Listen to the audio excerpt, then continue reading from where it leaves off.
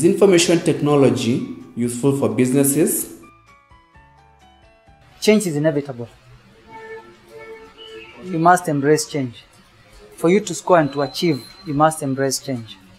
So people need to go online, the website. They will get to know modern kinds of farming. They would get to know modern products that are used in the coffee sector. They would get to know so much they would not have known. People these days are, that's the technology of today. So, if we are looking at Vision 2030, you cannot be relying on newspapers. You cannot be relying on newspapers or the radio. I think that time is gone. Yeah, and the younger generation, I don't think they really have so much time. They're using the iPods and the websites and all those gadgets. So media and to be precise, the website, electronic media, that's the way to go. What challenges do you experience? Labor has become a very big challenge because you're paying. In the private coffee farms, I believe, we pay more than the government pays the ordinary civil servant, because we are paying because we know what we want. So labor, and it's very competitive. Labor is a factor. Global warming, that has become an issue. The demand for coffee, and coffee that is cultivated close to organically. People are going in on, it's called healthy living or something, healthy products. So all those factors are inclusive. The challenges moving from the conventional farming to the organic kind of farming, those are challenges.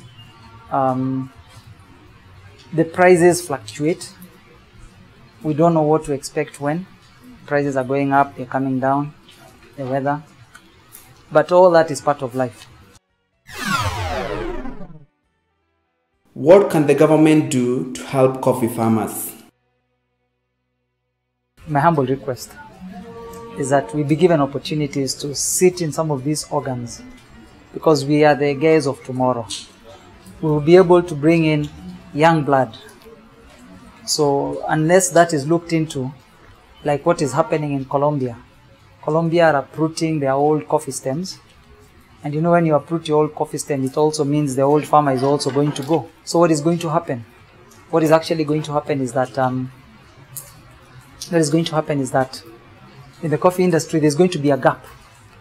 And Kenyan coffee is rated among the best coffees in the world. That coffee is used for blending. And the best part of the coffee comes from the slopes of Mount Kenya, on the southern slopes of Mount Kenya, because of the volcanic soil. And if we're not given that opportunity as the young farmers to get into the coffee industry, then it's going to be very difficult. For Vision 2030, it might not work.